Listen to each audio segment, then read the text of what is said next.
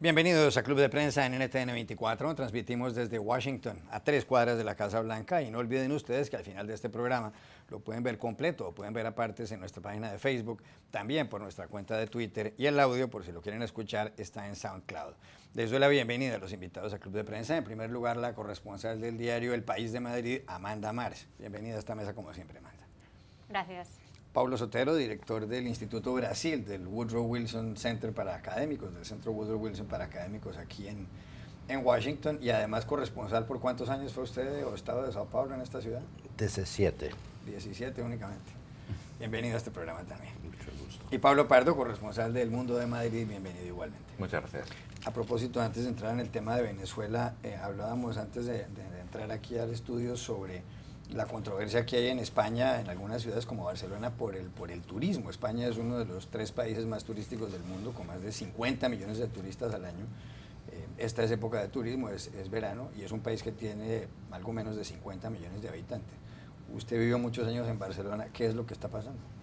Lo que ocurre es que, y a lo mejor desde fuera no se percibe, es que la presión del turismo en Barcelona es impresionante y las personas que viven allí la notan mucho. Eso no quiere decir que los barceloneses sean tan inconscientes de creer que la industria del turismo es mala para ellos, porque no es que sea buena para ellos, es que es buena para toda España. Es la gallina de los huevos de oro en España, y en los momentos más duros de la crisis es la industria que ha estado ahí sosteniendo y soportando buena parte de la economía.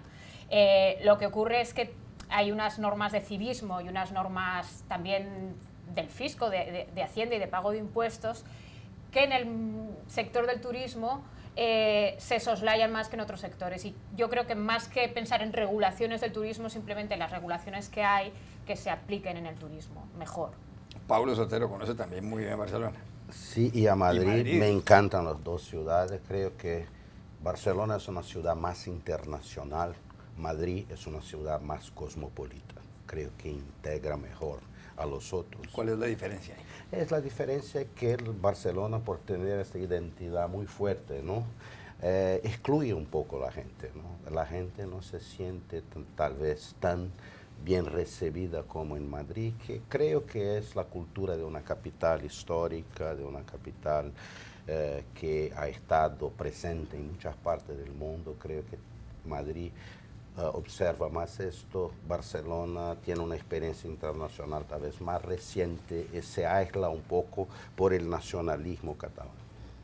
Pablo Pardo escribió un artículo sobre el turismo en Barcelona, hizo algunas comparaciones justamente en las últimas horas, fue ese artículo. Sí, comparaba a Barcelona con la Reserva Nacional de Masai Mara en Kenia. No porque los habitantes de Barcelona compartan cosas con los habitantes de Masai Mara, que son sobre todo antílopes y cebras, sino porque, bueno, es decir, España es un país que tiene un modelo turístico que es un poco como el del Masai Mara o el de Kenia, que está basado en muchísima gente, muy barato. Y claro, cuando viene demasiada gente nos asustamos. Yo ponía el ejemplo, si uno se va más allá, un turista en Kenia deja $300, en Tanzania, que está al lado, deja 1.500. Uno cruza la frontera de Masai Mara a Singita, que es una reserva privada en Tanzania de un multimillonario de Washington, y le salen por $5.000 la noche. Entonces es una cosa que yo creo que la gente tiene, o sea, que tenemos que decidir. Es decir, si queremos un turismo caro, y esto se aplica lo mismo a España que a cualquier país de Latinoamérica, donde sea. Es decir, si quieres un turismo caro, es un turismo mucho más complicado, es un turismo mucho más difícil, mucho más minoritario, donde no se puede atracar al turista como solemos hacer en España en muchas partes, y por consiguiente supone cambiar mucho. El turismo en España supone el 11% de la economía. Y luego también una cosa que comentaba es que mucha de la gente que, por ejemplo, critica el turismo, o algunos de los que han llevado a cabo acciones contra el turismo, en ciertas partes de España, nunca jamás les ha molestado, por ejemplo, que Cuba viva del turismo. Eso es un buen punto, un buen punto. Bueno, cambio de asunto y entramos en materia. Pablo Sotero, usted que ha seguido los asuntos latinoamericanos, los temas de la región, hay noticias como cada 24 horas o incluso cada menos número de horas de Venezuela. el pasado fin de semana fue regresado por las autoridades a su casa y continúa en arresto domiciliario ahí Leopoldo López, el líder de la oposición, que lleva más de 3 años en la prisión de Ramo Verde y que hace poco también había sido llevado a su domicilio. Por otro lado, Luisa Ortega Díaz, la fiscal general, fue no solo destituida por la nueva Asamblea Constituyente, que tomó posesión también en las últimas horas y que está presidida por la ex canciller Delcy Rodríguez, sino que ha sido reemplazada por Tarek William Saad. Pero lo novedoso y lo más impactante en los medios de comunicación es lo que ocurrió ayer domingo, muy temprano, porque en Valencia, una ciudad del centro del país, en el fuerte Paramacay, que es donde está una de las mayores unidades de blindados de las Fuerzas Armadas venezolanas, hubo un levantamiento. Y además se mostró el video del ex capitán Juan Caguarupiano. Caguarupiano había estado en la Guardia Nacional y dijo que se trataba de una iniciativa cívico-militar para poner un gobierno provisional, y manifestó por supuesto su rechazo al régimen de Nicolás Maduro. Fue reprimido este alzamiento y ha habido 2 muertos y 8 heridos. El gobierno de Nicolás Maduro dijo que esto era un ataque terrorista, incluso hablaron varios dirigentes del chavismo. El periódico El Mundo de Madrid justamente dice que este es el primer desafío militar al régimen de Maduro. ¿Podría uno concluir que se ha roto la unidad de la Fuerza Armada venezolana en torno a Maduro con esto, o eso es anticiparse demasiado e hilar muy delgado, como dicen algunos? Yo creo que tal vez que es anticiparse demasiado en este momento, pero empieza un nuevo momento del proceso. ¿Cuándo habrá un otro alzamiento, una otra ciudad? Porque Maduro ya no tiene el control del país, claramente es un presidente aislado internamente, minoritario, es un régimen aislado internacionalmente. Es una lástima todo esto, pero creo que este proceso va a seguir, vamos a tener cosas desafortunadamente muy dramáticas, espero que no violentas, pero el régimen no tiene futuro. La cuestión es cómo se hace para convencer a la gente, y los militares importantísimos, a hacer con que esto evolúe para una situación más aceptable para los venezolanos. Y en relación a López, es interesante que fue retornado a la prisión en su casa por presión fuerte, doméstica e internacional, que creo que va a seguir. ¿Es esto una división o muestra una división en las Fuerzas Armadas venezolanas, aunque sea incipiente? Yo no sé, yo coincido con Sotero en el sentido de que no sé hasta qué punto hay una clara división, es decir, lo que sí que hay yo creo que son signos de fragmentación. Creo que recordar que fue en junio cuando desde un helicóptero de la Guardia Nacional dispararon algunas granadas sobre el Tribunal Supremo, la Corte Suprema. Hay que tener en cuenta que, bueno, que yo creo que las Fuerzas Armadas de Venezuela han tenido muchas purgas, que los servicios secretos cubanos son muy activos en Venezuela y son muy eficaces a la hora de eliminar la disidencia.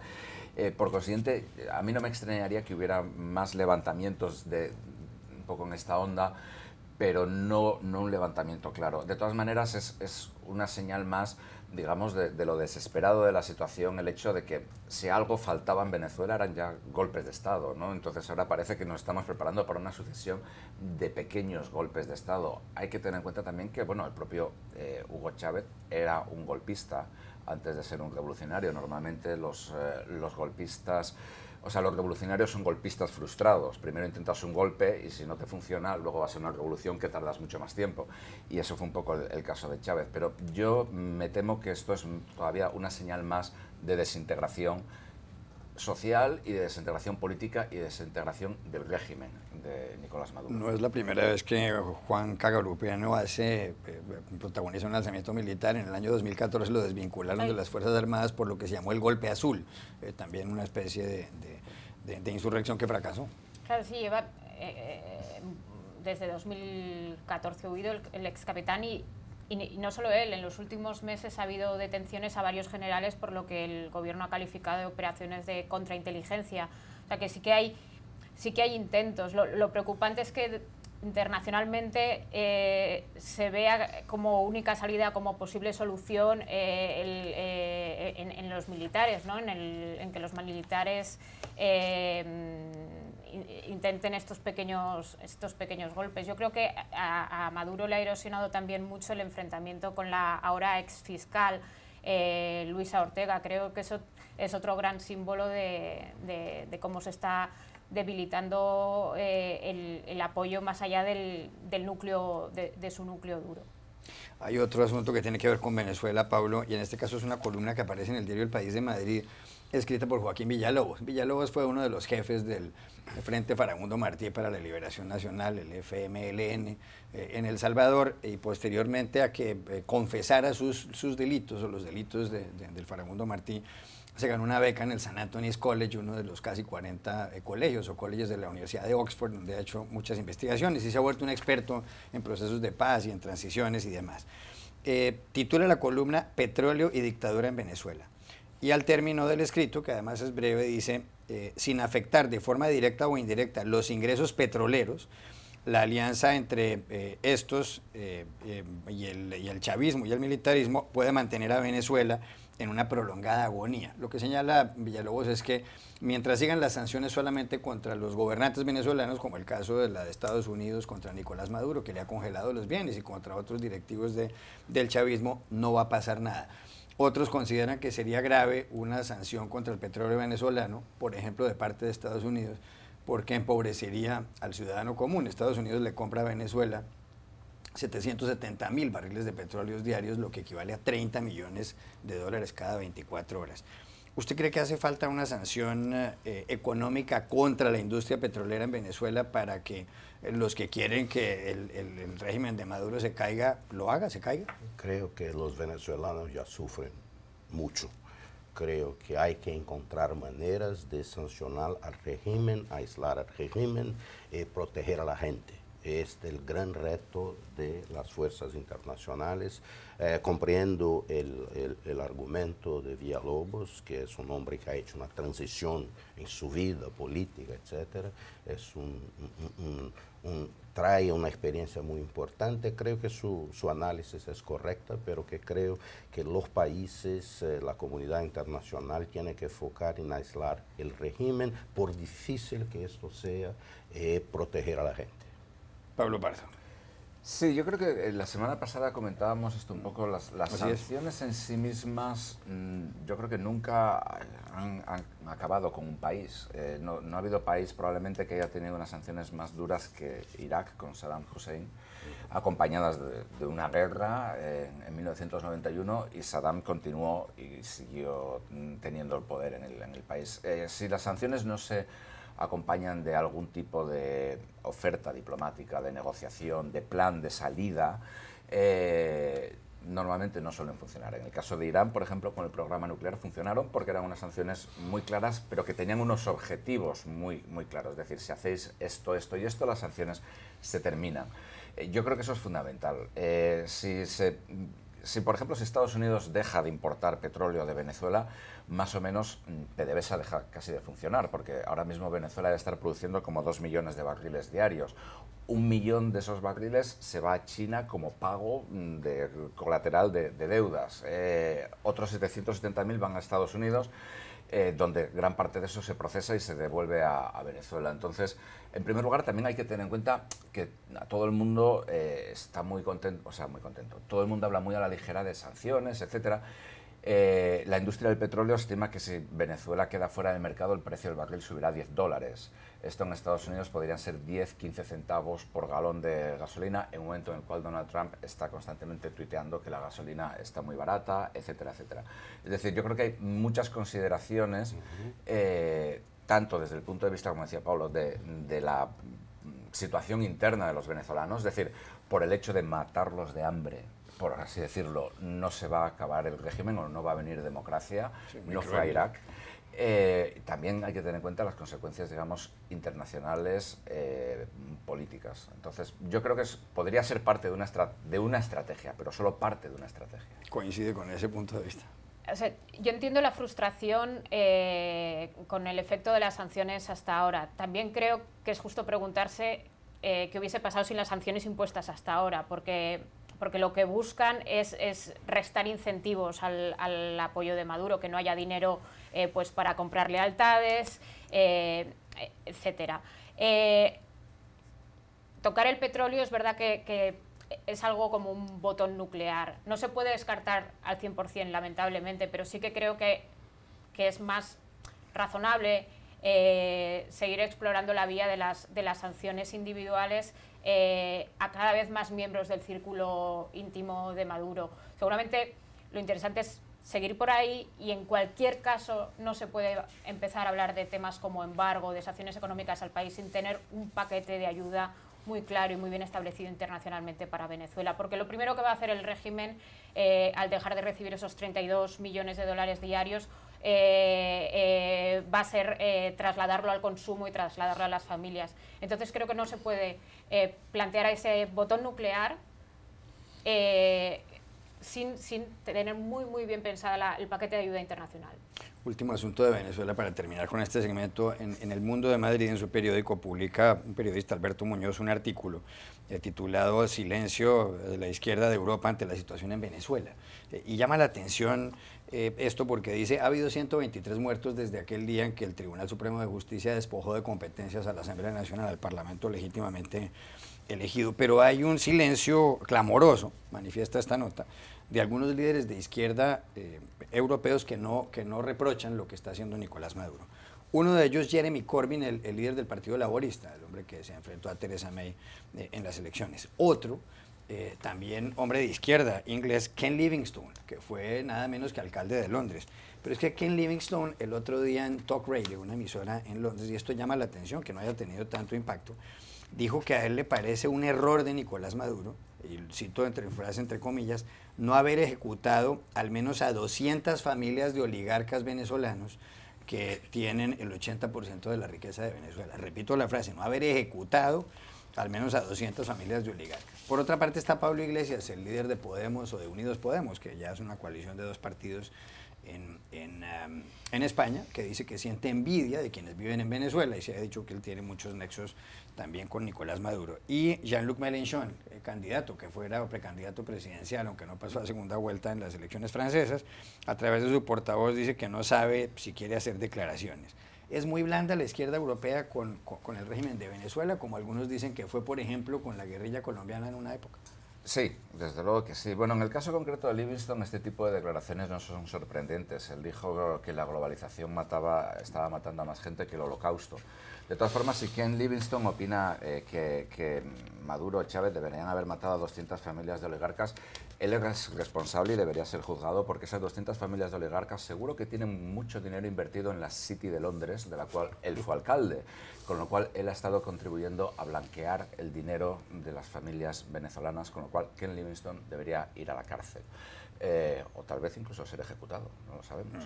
Pero al margen de esto, es decir, siempre hay una coincidencia ideológica, siempre la gente tiende a perdonar o a ver de forma más benévola a aquellos dictadores que son de su misma ideología. Tenemos, bueno, el caso de Gabriel García Márquez, su enloquecido enamoramiento con Fidel Castro, de quien decía que supervisaba personalmente la entrega de pan a cada cubano.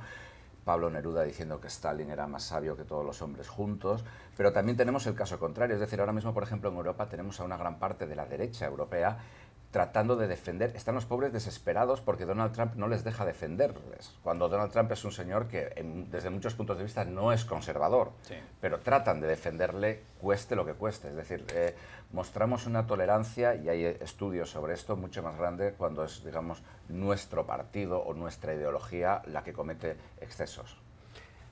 Creo que los europeos de derecha o de izquierda, más de izquierda, les encanta ser revolucionarios en tierra ajena. Dicho esto, ya está. Ya está. Amanda más. Has liquidado la conversación. Es casi para concluirlo ahí, pero sí, en cierto modo, a veces en algunos políticos y porque me toca más cerca de países como España, ves una cierta frivolidad a la hora de alabar la situación de países con unas situaciones económicas y sociales muy complicadas, y si hay una cierta frivolidad en plan utilizar la situación de un país como un laboratorio ideológico que nos queda muy lejos. Pero sí que es notable el ejercicio de eufemismos y de prudencia que algunos políticos hacen estos días con la situación de Venezuela, cuando el trazo grueso se les da también en otros países. Y también creo que el deterioro de la situación les está complicando cada vez más este juego de equilibrios. Ya regresamos al Club de Prensa. Volvemos al Club de Prensa en NTN 24 desde Washington. Amanda, hace pocos días hubo una reorganización en la Casa Blanca. Bueno, si se puede llamar así, porque con frecuencia despiden a alguien o algún otro alto funcionario presenta renuncia. Lo cierto es que después de que Reince Priebus, un hombre de la entraña del Partido Republicano y directivo del Partido Republicano, fuera jefe de gabinete, pues él fue desvinculado del cargo. También en esa época salió Sean Spicer, el portavoz de la Casa Blanca y demás, y fue reemplazado por el secretario de Seguridad Interior, el general John Kelly, un hombre de 4 estrellas en su uniforme militar, y que además fue comandante o jefe del Comando Sur de los Estados Unidos. Kelly, entre otras cosas, el primer día lo que hizo fue desvincular también o despedir o pedir la renuncia a Anthony Scaramucci, que era el jefe de comunicaciones que había reemplazado a su vez al señor Spicer. Dicen algunas personas que posiblemente Kelly pueda organizar la Casa Blanca y sobre todo que evite filtraciones y que sobre todo nadie pueda entrar directamente a la oficina oval a hablar con Donald Trump, sino que tenga que hacer una escala en la oficina de Kelly. Usted titula un artículo en el diario El País que dice lo siguiente: el general Kelly pone orden en la Casa Blanca. ¿Será así? ¿Será que este general, tal vez el segundo en los últimos años que ocupa, el segundo militar en los últimos años que ocupa ese cargo desde Alexander Haig en tiempos de Richard Nixon, será que él va a lograr ordenar la Casa Blanca de Trump? Una cosa es frenar el caos, otra cosa es poner orden. Él lo primero que ha hecho ha sido tomar una serie de medidas para convertir la vida diaria en la Casa Blanca en un lugar más normal, más tradicional. Una de las características de la administración de Trump era que la facilidad de hablar con el presidente cada 2x3, de llevarle las propuestas sin demasiados filtros, de azuzarle contra mira lo que acaba de sacar el New York Times. Entonces, las medidas que ha tomado el general Kelly, como parece que le suelen llamar dentro de la Casa Blanca, al llegar ahí es normalizarlo, establecer un procedimiento para solicitar reuniones con él, él estar presente en muchísimas de las conversaciones, y que las propuestas o las informaciones no le lleguen de cualquier manera, sino que le lleguen con una serie de revisiones previas. El otro día el director de presupuestos de la Casa Blanca decía a un grupo de periodistas: es que ahora Kelly está en mis conversaciones con Trump, y cuando he ido a verle en persona en el despacho Oval estaba Kelly.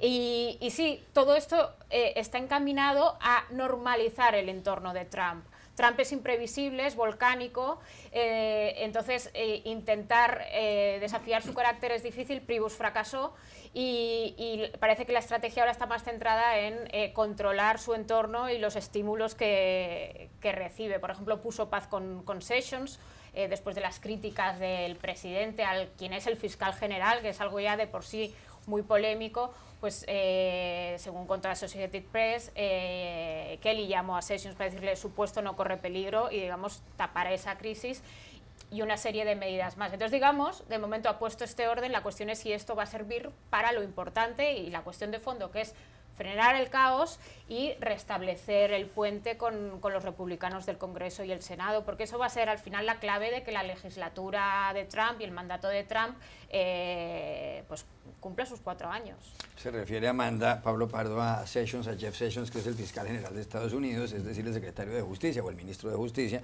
que fue senador por Alabama, que respaldó a Trump y que además tuvo que declararse impedido en las investigaciones de la llamada trama rusa, o de la supuesta influencia de Rusia en las elecciones, en la campaña presidencial que terminó el pasado 8 de noviembre con el triunfo de Trump sobre Hillary Clinton.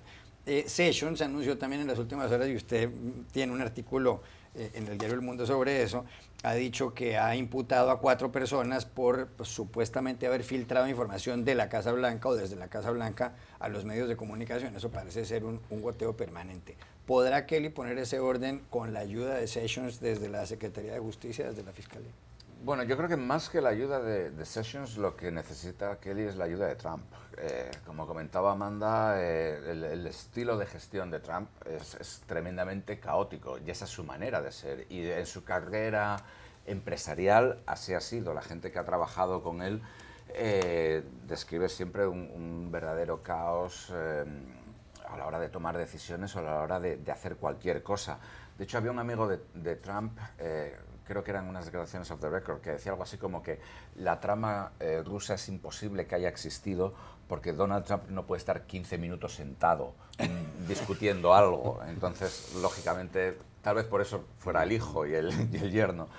Pero entonces yo creo que evidentemente Kelly lo que está es imponiendo orden. Es una misión muy básica, digamos. O sea, es simplemente que la Casa Blanca sea una cosa funcional donde Omarosa, que es un personaje de un reality show de Trump que tenía acceso a Trump, etcétera, en fin, donde las cosas funcionen un poco más como en una oficina normal, como en cualquier gestoría, cualquier negociado.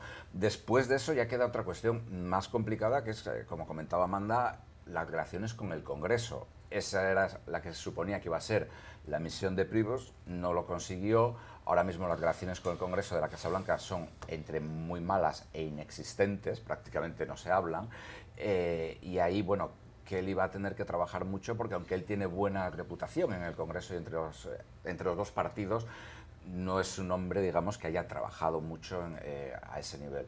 Entonces, bueno, veremos si logra poner control, lo primero, y luego veremos cómo continúa eso. Por de pronto, Trump se ha levantado esta mañana y creo que ha soltado ya una batería de tweets desde su... Está en vacaciones en New Jersey, en su club de tal vez golf. porque Kelly no estaba allí y no le había quitado el teléfono, vamos. Bueno, yo sospecho además que usted debe conocer a John Kelly, supongo. No sé si usted lo conoce por su experiencia aquí Conozco como algunas corresponsal. personas y su entorno. Creo que el general John Kelly, como los otros oficiales generales que están ahí en la administración, esta gente es entrenada y vive en la disciplina, con líneas de comando. Creo que el general Kelly está ayudando a Estados Unidos, ayudando al presidente Trump a tentar imponer disciplina en el proceso decisorio dentro de la Casa Blanca, que no ha ido bien.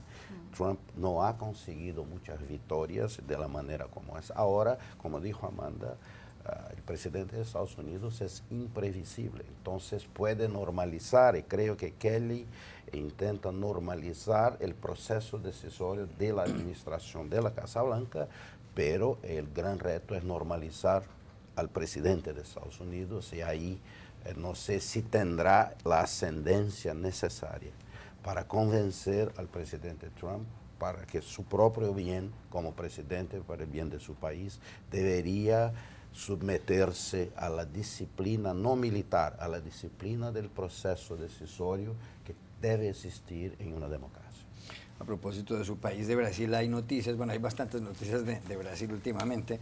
En los últimos días el Congreso salvó en cierto modo a Michel Temer de que se le siguiera una investigación por haber recibido supuestamente un soborno. Él logró mayorías en el Congreso.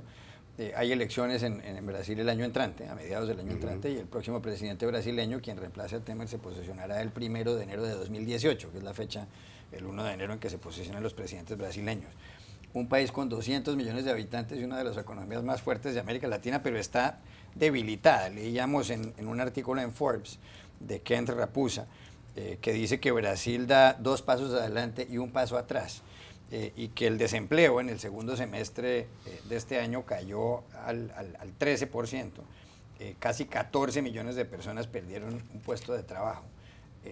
¿Saldrá adelante la economía brasileña a este ritmo y con una crisis política como en la que está sumido después del escándalo que sigue vigente, por supuesto, del Lava Jato, de los sobornos a través de la gran petrolera internacional, multinacional Petrobras, aparte de que hay otro lío que es el de Odebrecht, la constructora multinacional brasileña que pagó sobornos por muchos millones de dólares por toda América Latina. Y hay también el lío de la JBS, que es esta otra empresa cárnica. Y yo creo que Brasil sale, pero sale si hace las reformas que tiene que hacer para dar el mensaje a los inversionistas que Brasil es un lugar seguro, que va a crecer, esta es la base, ¿no?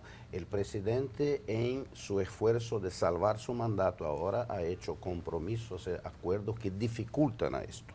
Esta es la gran contradicción. Creo que el presidente Temer seguirá, termina su mandato, que termina en el final de 2018, el presidente el próximo, que será electo en octubre del próximo año, empieza el 1 de enero de 2019.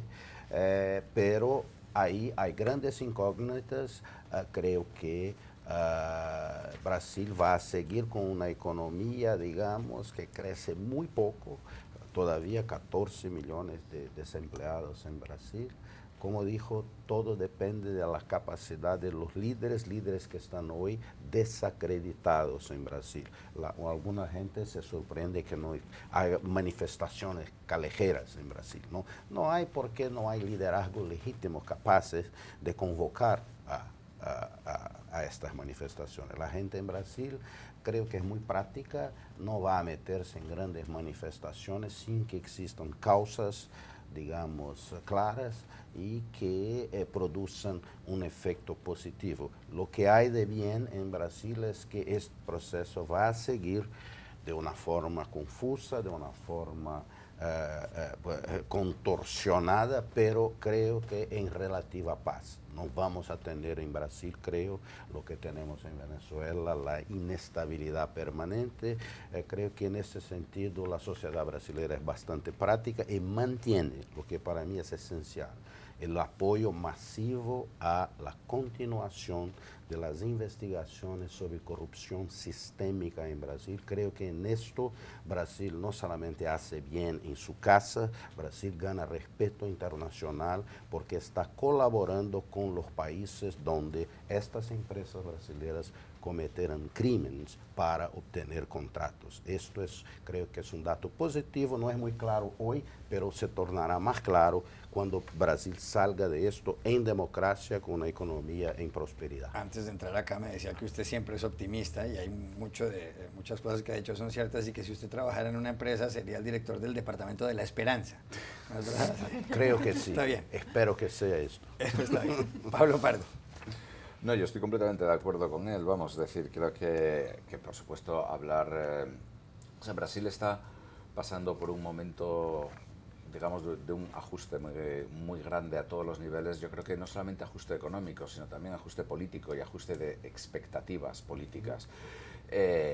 Después de la época de Lula y Dilma, que crearon muchas expectativas que en general, bueno, acabaron no cumpliéndose y acabaron con una crisis política enorme. Sin embargo, sí que es cierto, digamos, que la situación está estabilizada, bueno, digamos, es la clásica situación de una crisis que poco a poco se va superando. También afecta, bueno, hay factores externos, flujos de capitales, precios de materias primas, etcétera, que han afectado para bien o para mal a Brasil. Pero vamos, creo que en general, por supuesto, no se puede comparar Brasil con Venezuela ni muchísimo menos. Aunque haya perdido, digamos, gran parte de su liderazgo en la región por esta crisis, pero vamos, desde luego que no. Amanda. Sí, o sea, Brasil es precisamente el ejemplo claro de cómo una crisis política retroalimenta una económica y así mutuamente. Lo que parece es que la solución va a venir más por la parte política, o sea, si no se soluciona los problemas de estabilidad política va a ser muy difícil lidiar con problemas como el déficit, como la economía sumergida y con las reformas que necesita. Es decir, ambas crisis se están retroalimentando, pero tiene que venir de arriba, en este caso tiene que venir de arriba a abajo, porque es verdad que no hay manifestaciones en la calle, pero las costuras de la estabilidad social no hace falta seguir poniéndolas a prueba en este país, desde luego. Vamos a nuestra sección enseguida, nuestra sección En Palabras. Es una frase muy divertida de Mae West, actriz estadounidense que nació a finales del siglo XIX, y les vamos a pedir una opinión muy breve a nuestros invitados hoy. Dijo Mae West un día: a mí solo me gustan dos clases de hombres, los nacionales y los extranjeros. Amanda más. Yo creo que nadie como Mae West sabía hacer estos alegatos contra la xenofobia. Pablo Pardo. Es una precursora de la globalización, la Mae West, entre otras cosas. Pablo Pardo. Como hombre extranjero en Estados Unidos estoy totalmente de acuerdo.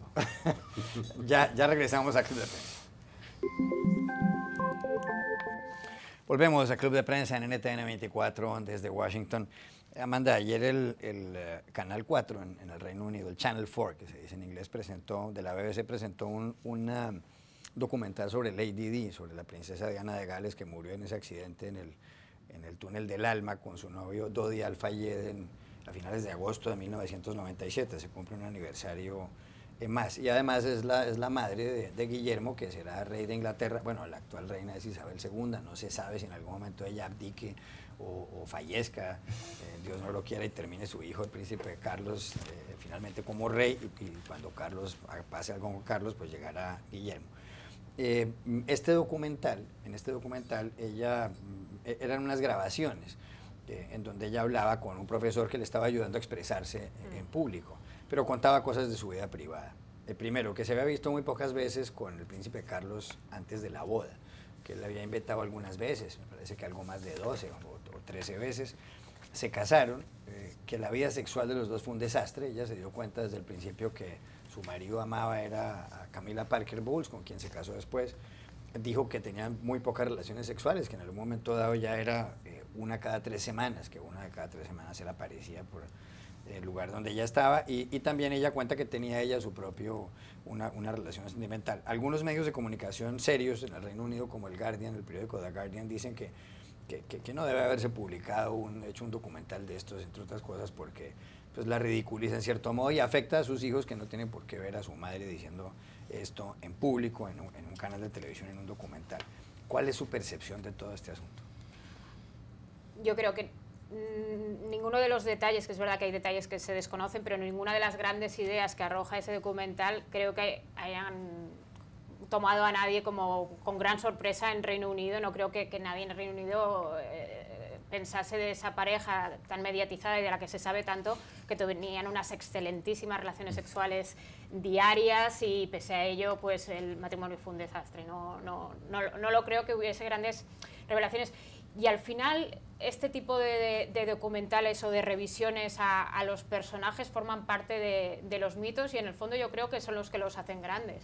Es decir, la princesa Diana creo que ya es un icono y es un mito, y forma parte de las características de un mito tener los documentales en los que se exploran todas tus contradicciones, y es lo que pasa con todos los grandes personajes. Es decir, por ejemplo, parte del gran mito de este país, que es Kennedy, son las contradicciones de Kennedy, ¿no? Y todas esas elementos a veces sórdidos de la vida de Kennedy, que se van sacando, que van saliendo a la luz con los años, con lo cual yo creo que las contradicciones y las miserias de la princesa Diana forman parte del mito de la princesa Diana, y en el 20 aniversario de su muerte es lógico que estén ahí. Pablo Sotero. Era muy linda, creo que es una tragedia, es una cosa muy triste lo que ha pasado. Todo esto que sale no debería salir, cuando estoy de acuerdo con el Guardian, porque al final no tiene la más pequeña importancia en el orden de las cosas. Es la vida particular de una persona. Es una historia típica de las monarquías, de estas cosas palacianas. Yo sobre Inglaterra, sobre el Reino Unido, sigo siendo un fan muy fuerte de los filmes de policía y ahora de pastry chefs, de cosas de cocina, que lo hacen muy bien. O sea, ¿usted prefiere los programas de cocina del Reino Unido? Sí, de Inglaterra. No, es un país hermoso, me encanta. Estoy muy penalizado con eso del Brexit, que creo que van a sufrir mucho por esto, porque Londres, por ejemplo, es una ciudad europea, es una ciudad cosmopolita, lindísima, y creo que estas cosas hay una industria de explotar la vida de Grace Kelly, de Elvis Presley, de Princess Diana, de Kennedy, de Marilyn Monroe. Y esto es muy, es una cosa que no tiene ninguna importancia.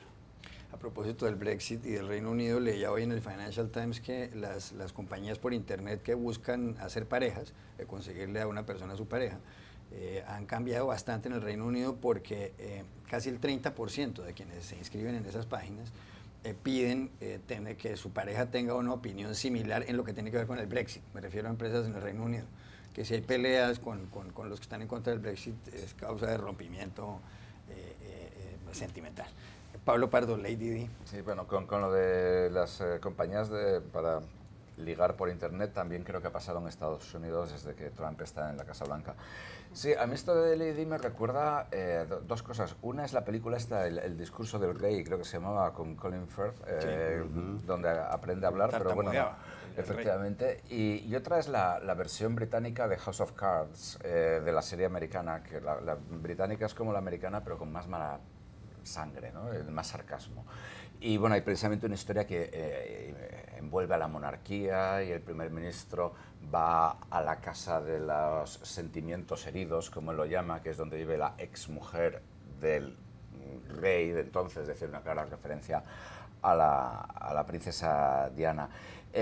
A mí, desde luego, que quiero decir, desde mis circunstancias de plebeyo y sin ninguna aspiración a acceder a la monarquía, lo más cercano que soy es que soy periodista y asturiano como la reina de España, pero ahí se acaba toda mi vinculación con las casas reales, pues la verdad es que me da bastante igual las veces que tenían sexo Carlos y Diana, dos señores hace 20 años que ya se murió y que fue muy triste.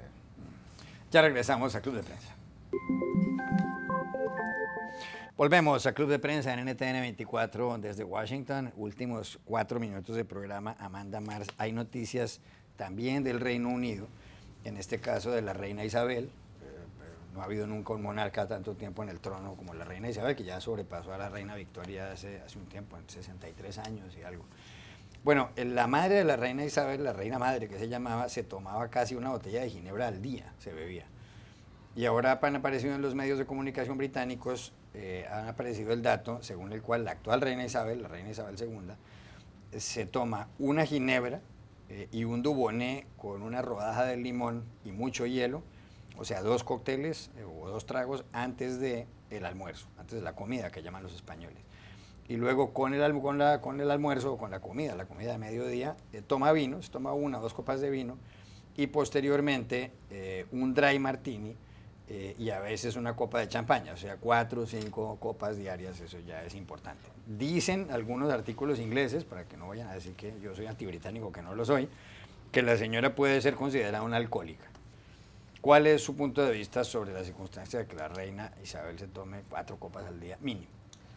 Bueno, tomando por ciertos estos datos, porque no sé hasta qué punto, pero bueno, tomando por cierto que es así todo lo que bebe esta señora, pues parecería casi una especie de información promocionada por el lobby de los espirituosos y las bebidas alcohólicas, porque una señora de esa edad, con todos los años que lleva, desde los 20, o sea, de tan joven ocupando ese puesto y siguiendo al pie del cañón, y que esté bebiendo tanto como dicen esas informaciones, pues la verdad parece una información del lobby del alcohol. Patrocinada por los, promovida por los fabricantes de bebidas. Mi querida abuela, que ha vivido 98 años, tomaba todos los días su vinocito, incluso hasta el final de la vida. Entonces, que la reina siga tomando lo que está tomando, le hace bien. No sé si creo que Amanda tiene razón, que hay tal vez hay algún plot, ¿no? Cóctel arriba, cóctel abajo. Sí, la información parece que, vamos, no ha salido nadie a desmentirla. Salud, ¿no? Toast. ¿Cuánto bebía su abuela? ¿Una copa? No, una copa todos los días. Pero una copa la reina se la toma antes de desayunar, prácticamente. Sí, pero es reina. Mi abuela no era reina, mi abuela era solamente mi abuela. Entonces, reina del más grande imperio que ya hubo en la tierra, es que tomen todas, porque tiene ¿cuántos años ya? 90 y cualquier cosa. Nació en el 26. 90 o 91.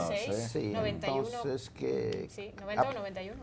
Aproveche creo que Hombre, está muy... yo creo que esto, en último término, se puede decir que demuestra que el alcohol es bueno, ¿no? Está conservada perfectamente en alcohol. El día que se muera, que la flambeen, vamos, más que en un funeral de Estado, pero... no, parece la verdad que si es cierto, hay que reconocerlo, es alcohólica. Alcohólica funcional, hay mucha gente que es alcohólica y que siguen funcionando normalmente. En su caso, además, su hígado debe de ser impresionante, lo que debe de ser capaz de procesar, vamos. La reina Isabel II nació el 21 de abril de 1926, con lo cual tiene... Ahora lo que necesitamos es información para saber cuándo se tomó el primer whisky, la primera ginebra. Y como dice la pieza... 19 es cuando llegó al trono, ¿no? Pero a lo mejor se lo empezó a tomar a los 7 años, esa es la próxima noticia, vamos. Su mamá, como dice, también tomaba bastante. Son poco, pero sí. Sí, pero y son, curiosamente, son dos personas, creo que por la gente en Inglaterra, y creo que también el mundo. Isabel sí se bebía casi una botella de ginebra, Sí, pero eso estaba documentado. Es que ahí se demuestra que las familias reales son diferentes, pero yo me tomo 3 copas de vino y me caigo. O sea, este es el problema de los periodistas, pero no de los monarcas. De la plebe. Y de la plebe. Entonces yo creo que, no, esto es todo muy interesante. Las dos reinas, la mamá y esta, eran personas muy queridas por su pueblo. Buena persona, mucho, sí. Bueno, se nos acabó el tiempo. Amanda Mar, gracias por haber estado aquí. Pablo Soltero y Pablo Pardo, y a ustedes los espero mañana en Club de Prensa.